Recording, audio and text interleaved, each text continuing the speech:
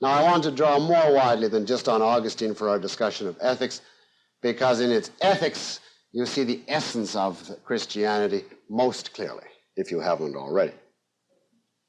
To begin with, the essence of ethics for Augustine is, that, as it has often been put, not a matter of right living, but of right loving. Loving, of course, primarily God, and only secondarily and derivatively the neighbor. In other words, the essence of the good life is not in what you accomplish or create during this life on earth, but rather in giving the proper inner emotional allegiance to the true dimension, to God.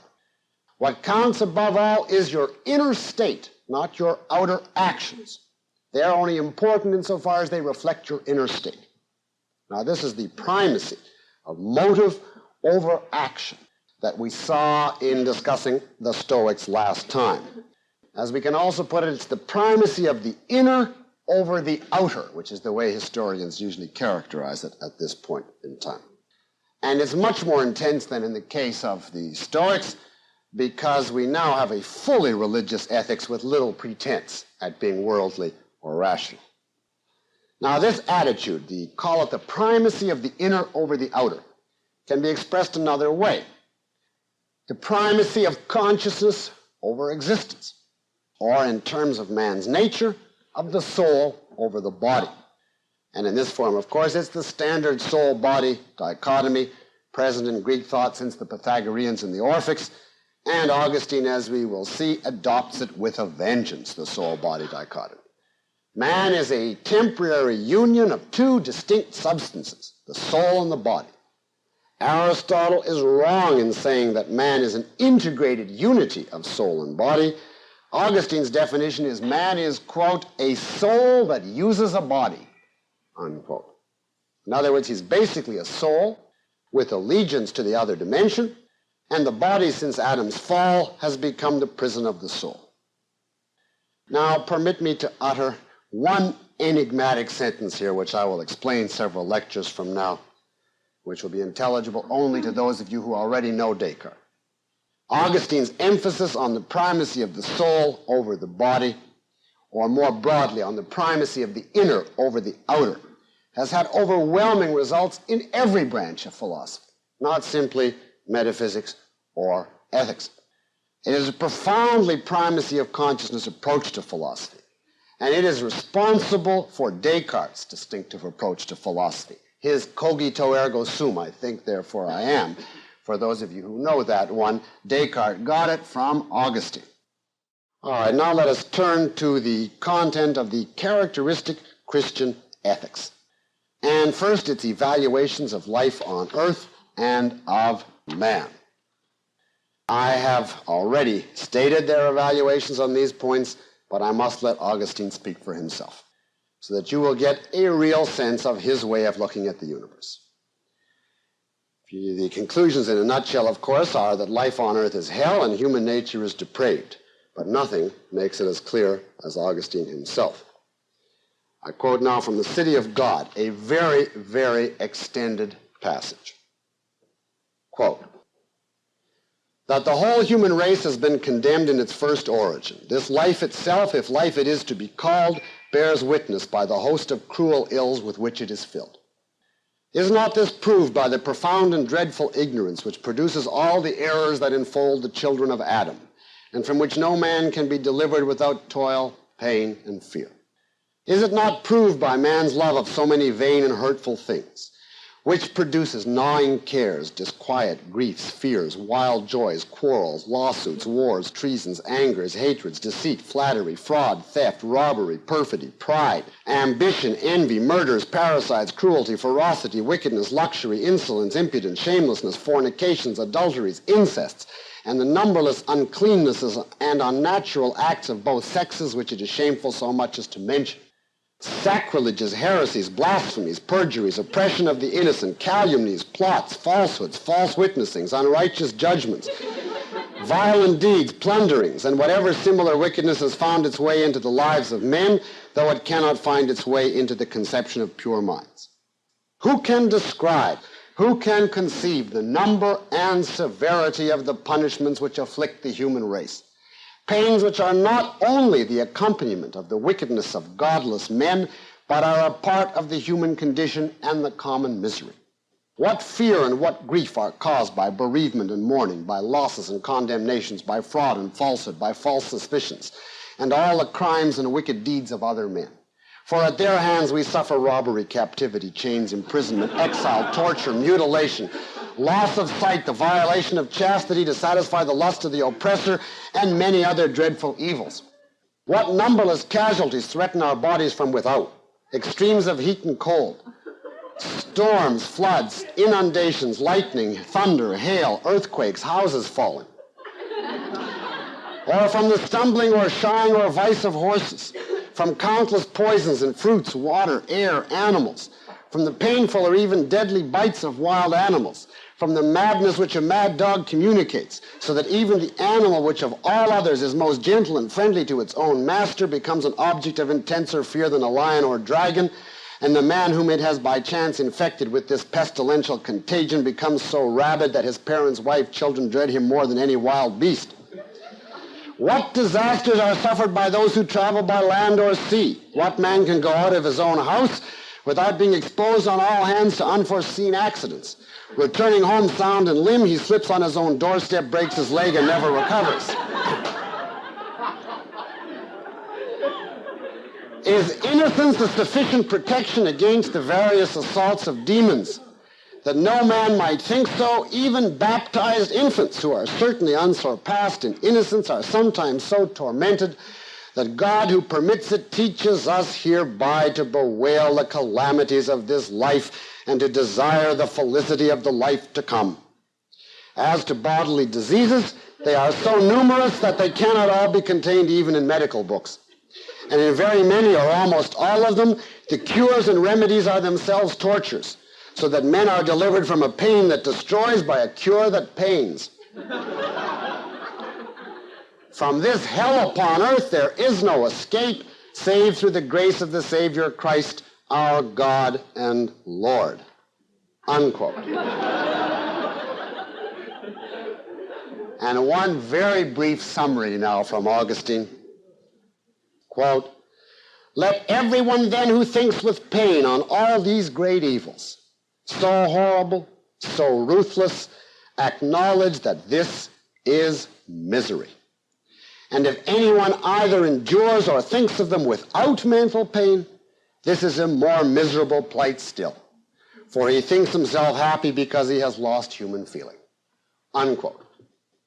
As to man, he writes, quote, he addresses God, but he means this to be taken universally, not just as a statement about himself, quote, "Thou didst set me face to face with myself, that I might behold how foul I was, and how crooked and sordid, bespotted and ulcerous." Unquote.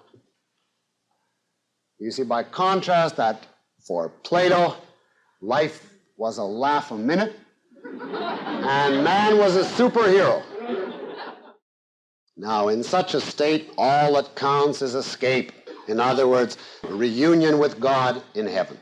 However, declares Augustine, even in theory it is not possible for all men to go to heaven, because divine justice requires that some men be eternally damned to pay for Adam's sin. There are therefore two groups of men mingled on this earth, those belonging to what Augustine calls the city of God, and those belonging to the earthly city.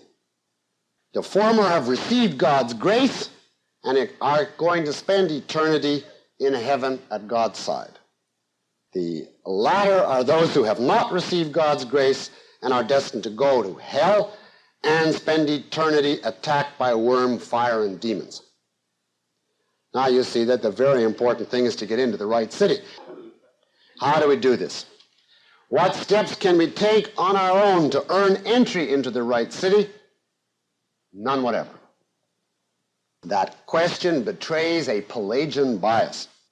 Remember the doctrine of original sin. We are utterly stained by sin. On our own, we cannot take a step in the direction of virtue. There is no way whatever we can earn our way into heaven. Otherwise, you're back in the position of Pelagius. We are helplessly dependent on God's decision. On their own, according to Augustine, all men deserve nothing but to go straight to hell. However, God is merciful. He decides to extend grace to certain men, to convert them from sin to virtue, and thereby permit these men into heaven. Now, this is a free act on God's part. Prior to grace, we are all inherently vicious. And we have no claim on God's grace. It's mercy on his part, not justice. Now, if all men are equally corrupt, to start with, how does God decide whom to select for grace? The official answer is this is inexplicable to man. And you see now why hope is a cardinal Christian virtue. And you see here the utter dependence of man on God. In epistemology, man depends on God's illumination for knowledge, above all for faith and revelations. In ethics, he depends on God's grace for virtue. And in metaphysics, of course, man is a semi-real creature, created, run, and ruled by God. Throughout, man is utterly, totally, helplessly dependent at the mercy of God's inexplicable decrees and decisions. This is characteristic of Christian philosophy at this period, and profoundly in contrast to any characteristically Greek view. Now, if you object that it isn't fair for God to select some sinners out of the rest and give them grace and entry into heaven, the standard answer is it is not that God is unfair. The way that I've often heard it put is, imagine a millionaire who owns his money and gives some people money as a free gift.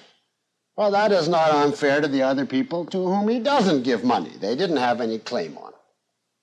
Now, I might say that this is a very poor analogy. To have a more accurate analogy, you'd first say that the millionaire comes in, cripples millions of victims, then leaves some of them absolutely chained and gagged and at his mercy while handing out food and money to the rest.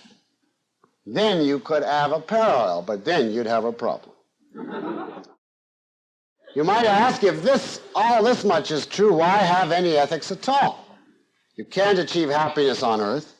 You can't even earn entry into heaven. For what purpose would you take any action then? What would be in it for you, the actor? And of course the answer is that is a corrupt question. God has ordained, he has commanded that you act in certain ways, and these commandments must be obeyed because God commanded them.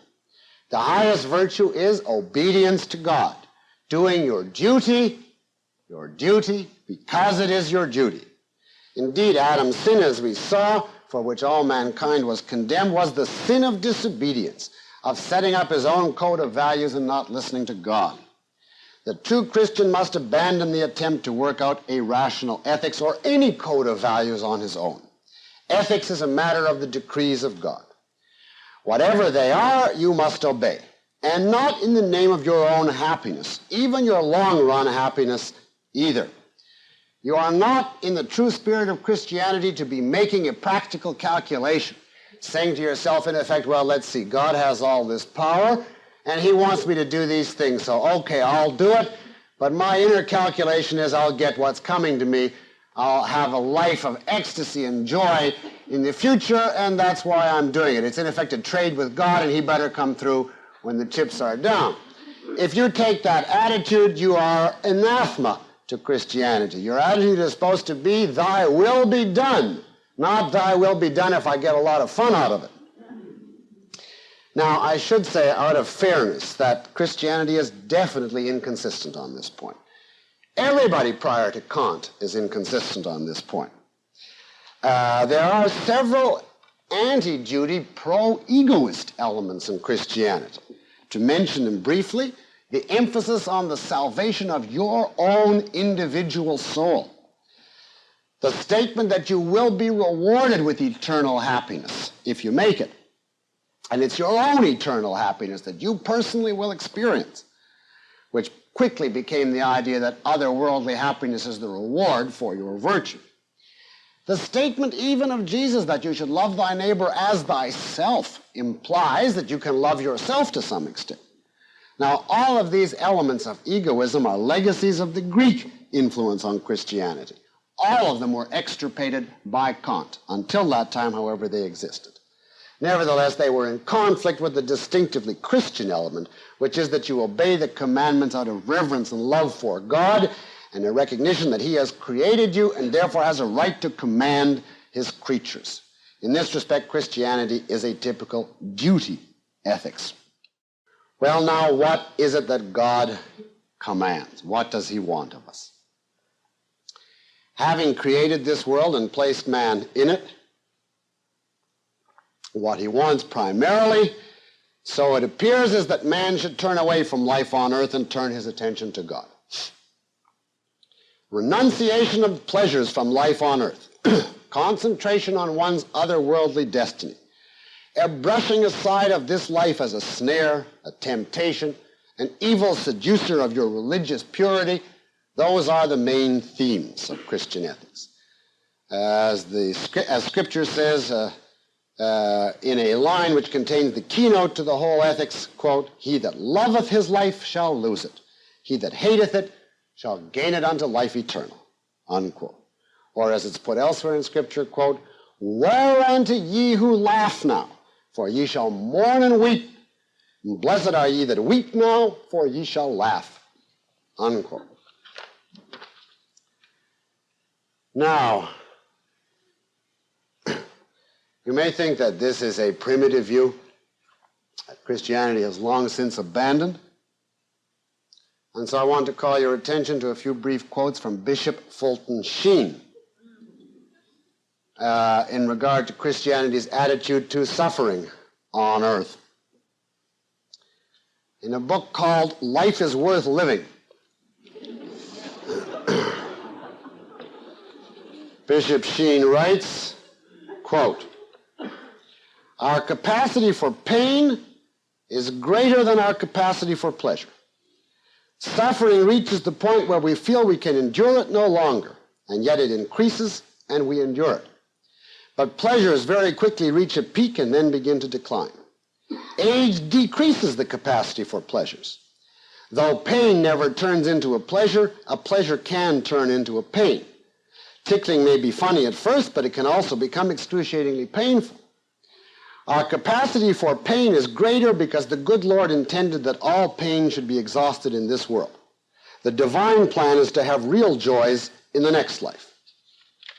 And skipping a little bit, quote, "Never losing our love of God, we can then find reasons for supporting pain. If we have ruined our health by excesses, we impose upon ourselves dietary laws and avoid delicacies out of love for our health. One can do the same with the soul. One can say, I will accept this particular suffering in order to make reparation for my own faults. Or we can also offer up our suffering for others." Now get this. "Doctors will graft skin from one part of the body to the face if the face is burned. Those suffering from anemia receive a transfusion of blood from another member of society to cure them of that disease. If it is possible to transfuse blood, it is also possible to transfuse sacrifice. If it is possible to graft skin, it is also possible to graft prayer. We have blood banks for our own soldiers, that their lives may be saved through our sacrifice of blood. Pain, agony, disappointments, injustices, all these can be poured into a heavenly treasury from which the anemic, sinful, confused, ignorant souls may draw unto the healing of their wings. Thus, through love of God, suffering becomes sacrifice. The great mystery of the world is not what people suffer, it is what they miss when they suffer. They could be minting coinage for their own salvation and the salvation of the world. The tragedy of wasted pain, the unsanctified tears, the dull aches, the nauseating pains, the infuriating double crosses. How much of these are wasted and thereby converted into curses because those who suffer them have no one to love," unquote. Now, the style and the imagery and metaphors are revealing. You can just see him hugging suffering to his breast, counting man's aches, pains, nausea, and tears like a miser counting his money, running his fingers through his treasure. And he is valid in his choice of metaphor. By the time of Christianity, suffering as such, that is on earth, has become a value. So much for Christianity as an ethics which preaches happiness on earth. Now to return to the early Christians, for whom there is significantly more excuse. A study of the literature of the period, including the Bible, which, by the way, you should read it, makes points, and has been very influential. A study of the literature of the period is required for you to gain any idea of how violently the early church was anti-life. It preached that, woe unto ye who laugh, for you shall mourn and weep. And it was very systematic in ensuring, if you followed its rules, that you would weep now. For instance, I wouldn't even mention the church's attitude to business or industry if they had known about those phenomena in the modern sense, but take such simple things as food, drink, and shelter. What should your attitude be? Well, a true Christian was to pay no attention to. Take no thought of the morrow, what ye shall eat, nor what ye shall drink, nor wherewithal ye shall be clothed. All that is distractions, and also temptations, because they are pleasurable. They constitute a source of enjoyment of this life. Now, of course, you must eat and drink, otherwise you would amount to committing suicide, which is forbidden. The solution, declared Augustine, is to look upon food and drink as medicine. Take what is required to sustain life, but stop before you start getting pleasure out of it. However, there is another peril here which God in his wisdom has placed before us.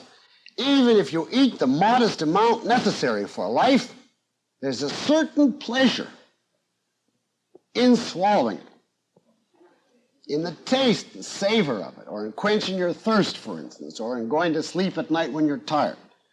And this seriously bothered Augustine. It's what we can call the problem of pleasure.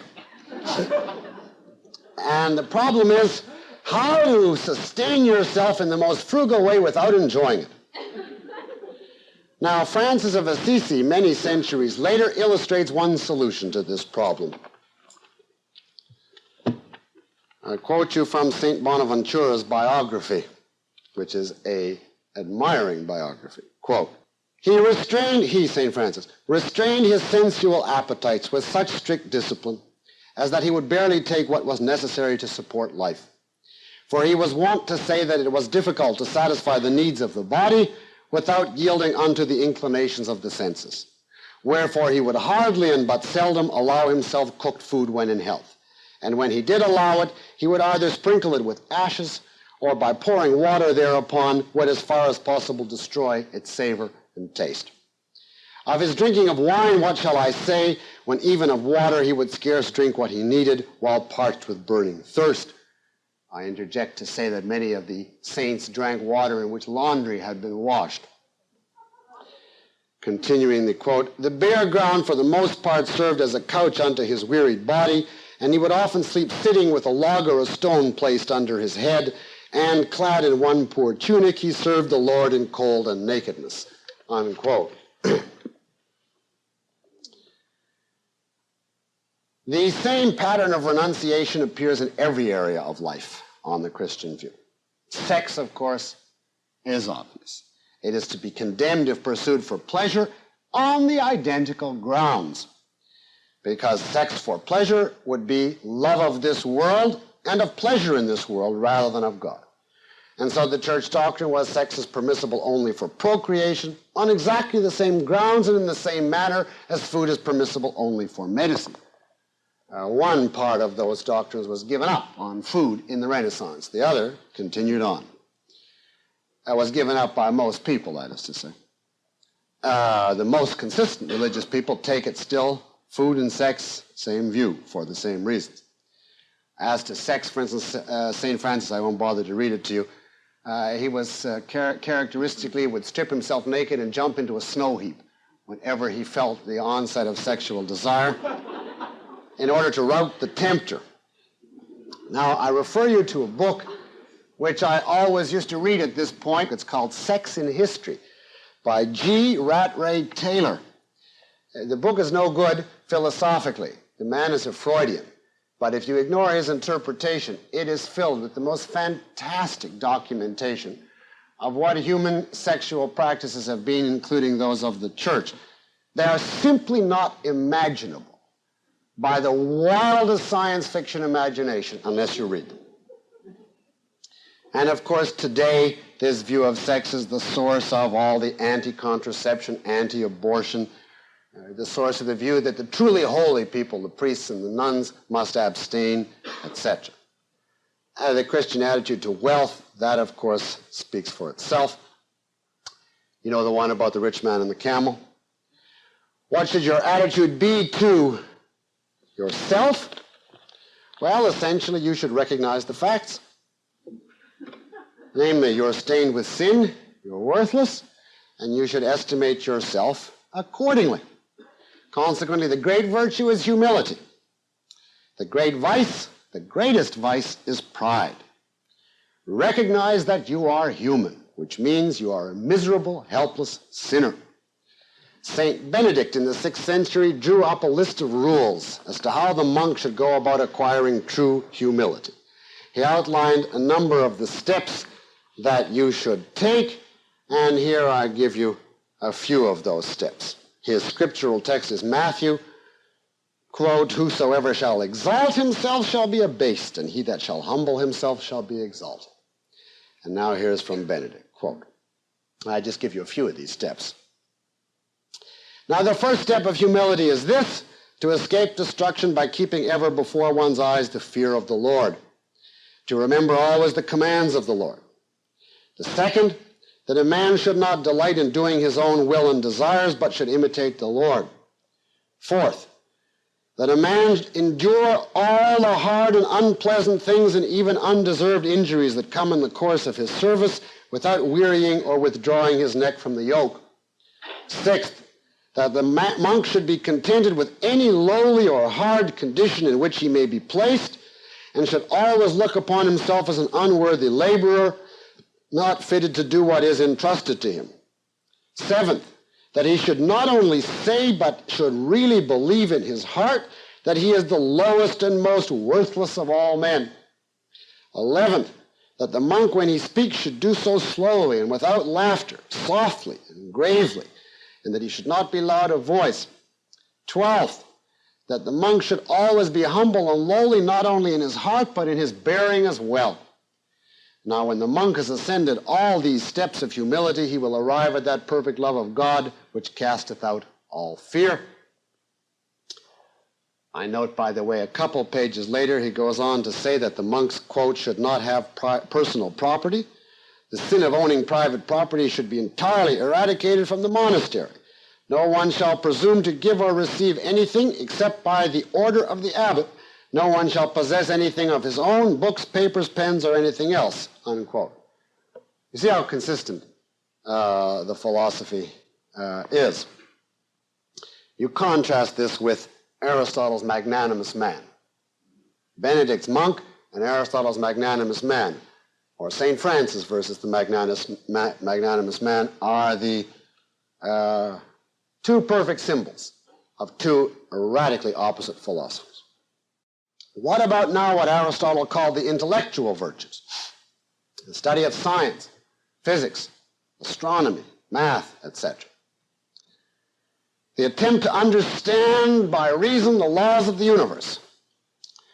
In Book 10 of the Confessions of Augustine, having detailed a whole host of physical temptations standing in the way of man that he has to overcome, Augustine writes a very important section, which I quote an excerpt from, quote, "I must now speak of a different kind of temptation, more dangerous than these, than the physical, because it is more complicated.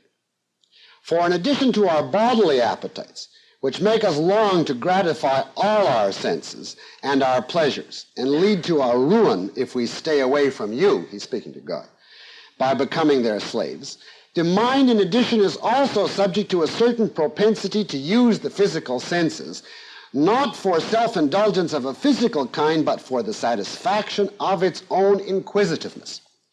This futile curiosity masquerades under the name of science and learning. And since it derives from our thirst for knowledge, and sight is the principal sense by which knowledge is acquired, in the Scriptures it is called gratification of the eye, E-Y-E. In many translations that comes out the lust of the eyes. It is to satisfy this unhealthy curiosity, I'm quoting, that freaks and prodigies are put on show in the theater. And for the same reason, men are led to investigate the secrets of nature, which are irrelevant to their lives, although such knowledge is of no value to them, and they wish to gain it merely for the sake of knowing, unquote. So science, learning, represent lusts also, this worldly loves and concerns which are futile and to be suspended. And of course, there are many more reasons why science must go. It's arrogant of puny man to pursue science on his own. What God wants man to know, God will reveal in his own good time. And if he doesn't reveal something, it is sheer snooping. It is sheer nosiness to go prying into the mysteries of the universe. After all, it's God's world, not man's. And besides, there is no answer to any question anyway. The answer to everything is, that's how it is because God willed it. It's a part of the plan. Everything is a miracle, in effect, and that, you see, is inherent in the idea of creation ex nihilo, out of nothing. There are no natural laws. All of nature is unnatural on this approach, and science is therefore impossible. Besides, your goal is not to study this world, but to get out of it, as though you were in jail. And besides, what is the point of studying nothing, or, quote, almost nothing? In other words, we have reached a complete reversion to the pre-Thales era, the era before philosophy and science. Now, you have to read the Confessions, and I suggest if you do, you read the translation by Peikoff in the Penguin edition. That is, without question, the best translation, the most modern. You have to read the Confessions to get any real sense of the Christian approach, the acute sense of sin, the absolute power of God, the utter irrelevance of this life, including science. Augustine remarks in passing, for instance, in a line that reveals volumes. I don't remember the exact words, but the idea was he's confessing his sins to God, and he says at one point, just in passing, I used to study the liberal arts in those days because I was a worthless good-for-nothing, unquote. And he proceeds on as though that's self-evident, you see. That's this worldly concern. At one point in the Confessions, Augustine gives himself a temptation rating. And the problem of temptation was, of course, acute for Christianity. The Greeks, at least Aristotle and Socrates, never had any equivalent of this because they held virtue as knowledge. You can understand and reason why certain things are right, and once you understand it, you will want to do it because you will want to achieve your own welfare. But of course, the Christians have a radically different view. Virtue's content is unintelligible, and when you actually act on it, it's in direct conflict with everything that would make life enjoyable. And consequently, there's an irresistible, chronic, inescapable temptation to pursue the evil which the Christian has to fight against constantly. Augustine summarizes the actual reason very, very aptly, but it doesn't change his mind why he is in such agony. In this world, in this state, but he means world, quote, in this state I am fit to stay, unwilling though I am. In that other state, namely heaven, where I wish to stay, I am not fit to be. I have double cause for sorrow, unquote. And so he does. In this temptation rating, he goes down to see whether, since he has been converted to Christianity, he is still getting pleasure from things in the physical world. He checks himself on dreams, on eating and drinking, on smell, and he thinks he's okay on smell, for instance, but that he might be wrong. On sound, does he get any pleasure out of sound? And he thinks that perhaps he's overly partial to the singing of hymns from the point of view of enjoying the music, and so on and so on. But perhaps the most interesting one, passing over many, is he gets sometimes pleasure out of his own humility. He takes a certain pride in his own humility, which is, of course, unspeakable. Somebody once told me about a dedicated Catholic, apparently actually committed seriously to Catholicism, who has systematically cheated on his wife, committed adultery. And this person was confronted by the question, how can you reconcile this with Catholicism, to which you're supposed to believe, in which you're supposed to believe? And the person returned the answer, this is absolutely in keeping with my Catholicism, because the supreme virtue is humility. If I followed every commandment to the letter, I would be in terrible danger of pride. Therefore, I have to do some wicked things in order to pump up my humility. Now, you see the inescapable problem of any ethics which preaches humility. If the top virtue is the conviction that you're no good, then as soon as you achieve it, you become good. So attaining it destroys it. Now, I have said virtually nothing this evening about the whole altruist side of Christianity, the love thy neighbor element, although, of course, that's the best known in the modern world. It was by no means the most important in the medieval world. It's only since Kant, since the 18th century, that has become the big thing in Christianity. Because it's well known, however, and because you are an audience of students of objectivism, I assume that the relation between this side of Christianity and the ones I've mentioned so far is clear. It's all part of the general process of renouncing life and forbidding independent rational judgment. Just as you are supposed to abandon independent judgment in scientific matters, so in dealing with people. Just as you want unearned grace from God, so you must extend unearned love and forgiveness to others. Judge not, that ye be not judged. And just as you are to divest yourself of selfish pleasures in dealing with the physical world, so in dealing with people. You are not to love only those who give you happiness, those who meet your standards, those who are good in your eyes. That is pagan, egoistic, arrogant, this worldly love. No, your distinctive virtue qua Christian is to love men who do not meet your standards, who do not give you pleasure, to love men who are out to harm you. Love your enemies, bless them that curse you, pray for them that despitefully use and persecute you, etc. What they do to you doesn't matter. It's just this life. Love of God is all that counts, and love of the enemy is proof of your selflessness and obedience. If men harm you, forgive them unto 70 times 7 times.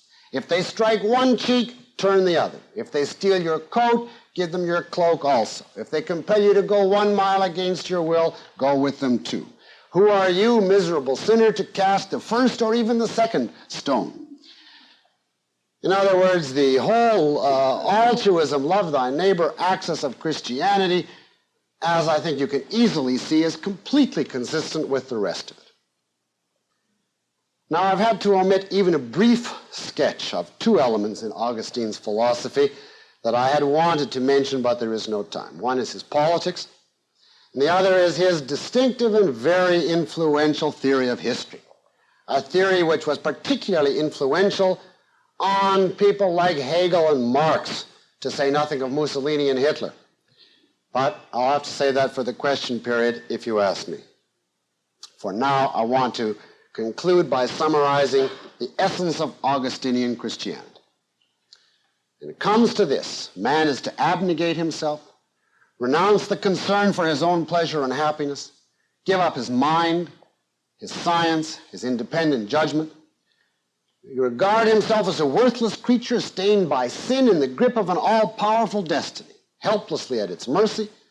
His only goal blindly to have faith and blindly to obey the commands of that power, hope that it will take undeserved pity on him and release him from bondage one day. That glorious day when it's all finally over for him, the day when he gets his final exit permit, death. Now, how long can man survive on this view of man and of life? I answer in one sentence. The next centuries of human history are called the Dark Ages. To put it briefly, it is as follows. Time is made up of the past, the present, and the future. Is it real? Well, let's consider them separately. The past obviously doesn't exist. The future obviously doesn't exist. Not now. It will exist, but it never actually exists, because when it exists, it becomes the present. So of the three, if there's any chance for time to be real, it's only the present. But how long is the present? Suppose you say it's an hour. Well, the whole hour doesn't exist at any one instant. So what actually exists at any one instant? A tiny, tiny fragment of time. How tiny? Well, it can't have any size at all. Because even if it has two parts, one part would have to exist when the other didn't. In other words, the present is an infinitesimal fragment. But an infinitely small fragment can't exist. It's nothing. It has no extension. Therefore, the present is unreal also. Therefore, time is a myth. There is no time. I once heard someone present this argument and say, "I'm sorry, I have no time to answer questions. My train is leaving."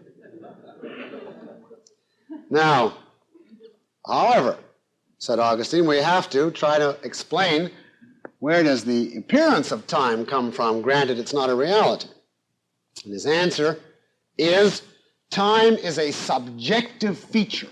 It's something contributed to experience by man. It's a product of the way the human mind operates. And the same is true of space. But those two are twins. They always go along together.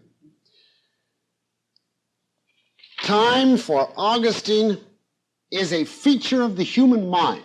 And if you obliterated man, you would obliterate time. To say that something is present is simply to say something is perceived. To say that something is past is simply to say human beings remember it. They have a memory of it. To say that it is future is simply to say human beings anticipate it. Now, it follows, therefore, that since human beings came into existence only with the creation of the world, time came into existence only with the creation of the world. And there is therefore no meaning to the question, what was God doing before he created the world? Because there was no before. Before is a temporal concept and is inapplicable until the world comes into existence. Moreover, there's no use asking such questions as, does God know in advance what Adam is going to do? God is not in time. Therefore, from his point of view, there is no in advance. God is in eternity, timeless. For him, what we call past, present, and future is one timeless span without extension. And therefore, there's no question about God knowing in advance.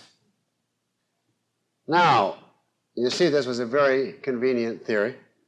It was the theory taken over by Kant, who said explicitly, but with more systematic arguments than this, he didn't use Augustine's arguments, that time and space are simply subjective human products, and that therefore, of course, Kant said true reality is therefore unknowable. Augustine said, no, true reality is knowable by faith. Well, Kant, as he grew older, said that too. So, just a couple of last points. If you want to classify theories of time in your own mind, there's essentially three different theories of time. One that holds that time is objective, that is to say, a feature of reality external to man, and absolute, that is to say, a reality which would exist even if all physical objects were removed. Newton, for instance, held this. It's called the absolute theory of time and space. Space is like a gigantic container. Time is a stream of instants, and even if you obliterated all physical things, space and time would still be there. Second is the view that time and space are objective, that is, they're features of reality independent of man, but they are relational in character, not entities. This is known as the relative theory. Time and space as relative or relational. And that was the view, of course, taken by Aristotle. And we presented that under him. I won't repeat that. And thirdly, the view that time and space are subjective, that they are features of the human mind. That's the idealist tradition from Augustine, and even in a way implied in Plato, but not nearly so crudely as in Augustine, all the way on through Kant and all of his disciples. Now, without going further into it, what is the answer to Augustine's argument?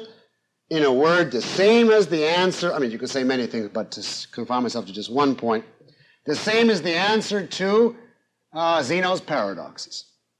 You cannot divide infinitely. You will never, therefore, reach the actual infinitesimal. Whatever you reach will always be finite. That's a lead, and I think that's all that is required. It really is a parlor game masquerading as a philosophy. It's exactly on the level of Zeno's paradoxes. Augustine's theory of history. Yes. Augustine's philosophy of history was an attempt to find meaning in the progression of human history. He wrote The City of God, his major opus, to explain the laws governing history and therefore to answer the question, why did Rome fall? He wrote it right after Rome fell. And the pagans were saying that Rome fell because it turned to Christianity instead of to the old pagan gods. Augustine's point was that Rome hadn't embraced Christianity soon enough or completely enough, and that's why it's fell. But you should understand that the fall of Rome to the ancient world was the exact equivalent to what the fall of the United States to Russia would be. It was the end of the world, truly the end of the world. It immediately went into the Dark Ages and never regained, never recovered till the Renaissance. Now, Augustine's explanation was to take away the onus from Christianity for this catastrophe. And his view was history has an intelligible pattern. It is not simply a series of individual human choices and actions. It has a purpose. It is teleological. This is the theory of teleology applied now to human history. It's going somewhere. It has a direction.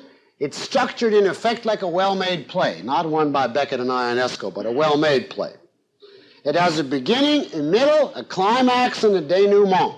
The climax, of course, being Jesus' appearance on earth. Now, this was overwhelmingly important. I don't mean simply the idea that history has a meaning or that there are laws of history, but the idea that history has an inner motive and purpose of its own, and that as a whole it tells a story leading to an ultimate fulfillment. That is a deeply religious interpretation of history.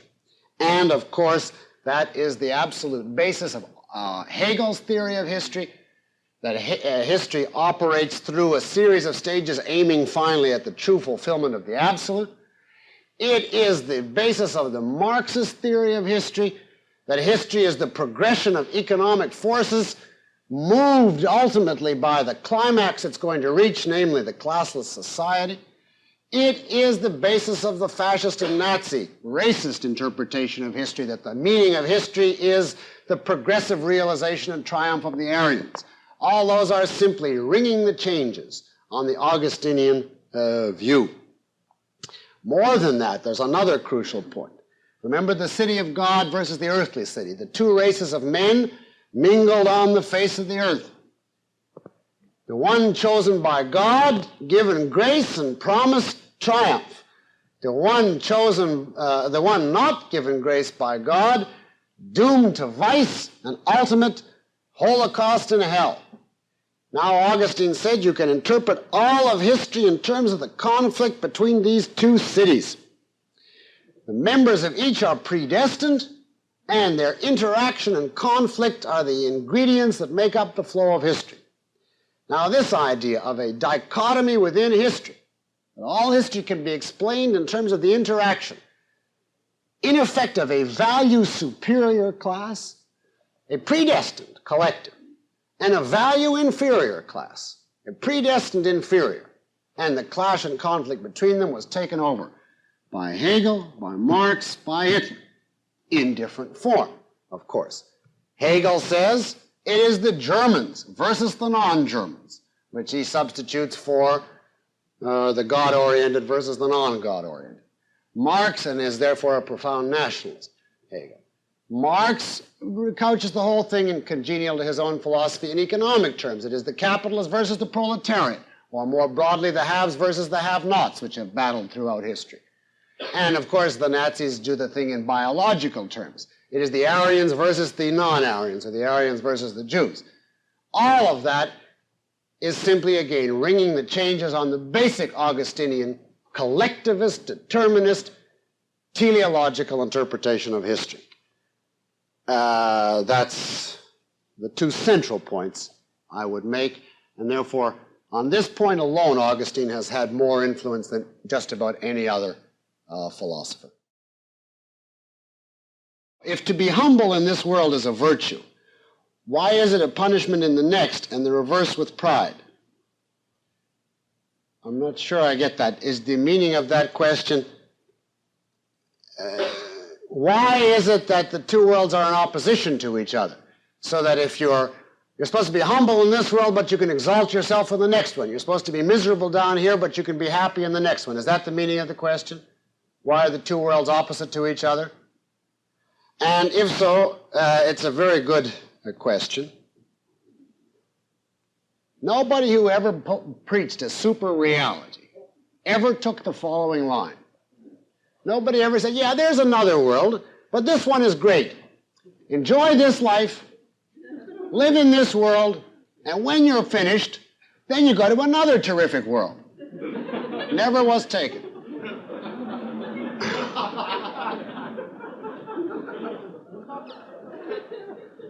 The view has always been, this world is rotten, evil, defective, etc., and therefore get no happiness out of it, abase yourself in it, etc., and then you'll hit the jackpot in the next dimension. Now, there are various reasons you could give why the two dimensions have always been construed as opposed to each other. Philosophically, the answer is because there is only one reality. No matter who says what, the human mind cannot conceive of two realities. Reality means what is real, what exists, everything. And therefore, if you say there's two of them, you have to say one of them isn't really real. It's deficient, defective, etc., and therefore you have to sacrifice. That's the philosophic reason. If I can permit myself, with the proper preface, to make a psychological observation, which I normally oppose in any philosophy course, of course the reason is the motivation of mysticism. A person is inclined to mysticism only because they are opposed to this world. They are anti-reality.